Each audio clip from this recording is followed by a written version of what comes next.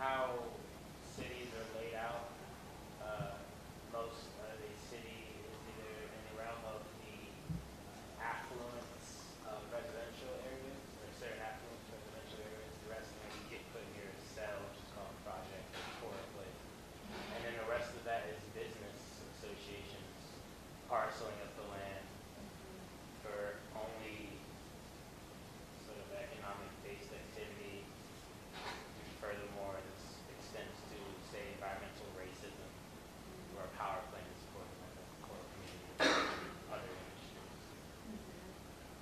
Yeah, so very important. They're also passing laws that literally make it almost impossible for the poor to survive, where they have jurisdiction to pass laws. For example, in my community, dumpster diving is not a crime, but it is in Olympia. And many people that are really at the poorest of the poor survive, you know, just to know a degree on what they can recover or recycle from dumpster diving. And now if you get caught doing that, that's a crime.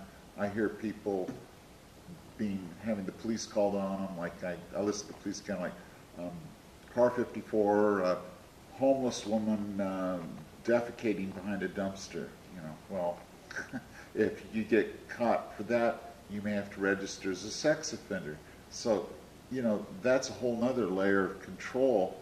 It's all about control. It's like Snowden says, this isn't really to protect us as much as it is to control the population. I was at the corporate media too. Especially around there, it says why needs to be a criminal and where they get their information from. And usually like police reports and like public statements. Right, from legitimate people. Yeah, legitimate. Yeah, that's a good one. And also entertainment as far as media. It's usually a very rigid set of, you know, young, affluent, 20-something people dilly-dallying their life away, but, you know, they have a job. They usually have very typical, homogenous behavior, very boring people going about their jobs with superficial problems and no analysis of the work they live in. Yeah. And now I want to revisit neighborhoods, specifically neighborhood associations, and I know that Ben can relate to the story about that.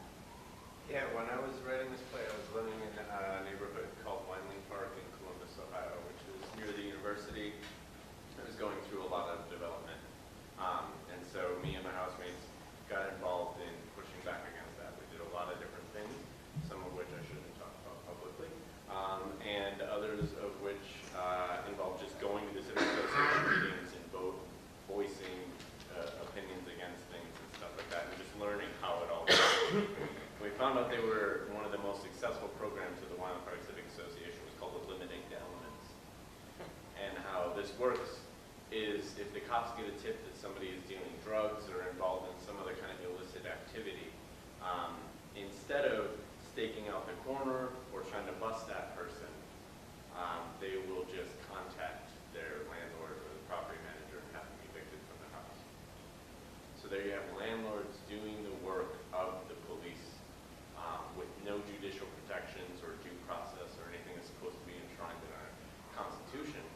But more importantly, it's the quickest and easiest way to get what they actually want done is move that person out of the neighborhood to make the place safer or whiter. So you're saying that these cities are becoming, in effect, gated communities. Yeah, Yes. yeah.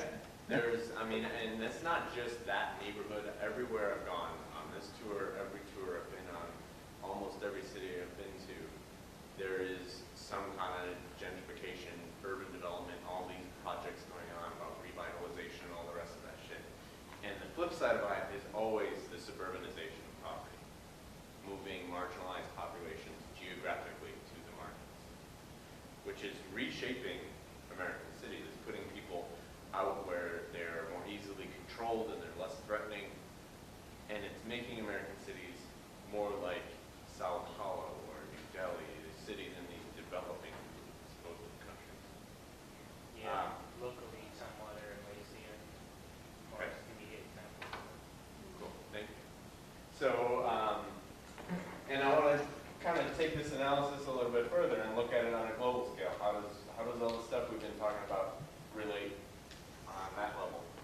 Going back to this chart, if this was not just U.S. wealth distribution, but global wealth distribution, you pile even more money into this yellow piece. Because the U.S. has 5% of the world's people, but 25% of the world's wealth, and 25% of the world's criminals, or prisoners, sorry. And so suburbanization of poverty, cutting social welfare, general austerity, and all of the laws you're talking about that make it more difficult to be poor are all ways, I think, these are the next phases of globalization. You know, back before those buildings fell in New York, everyone was rallying and fighting against globalization. And back then, that meant outsourcing jobs overseas, where they could get cheaper labor standards and lower environmental standards. But now I believe that they've made all the money they can on that, and now they want to save on transportation costs by bringing those jobs back here, but bringing those labor standards back with them. And that is a massive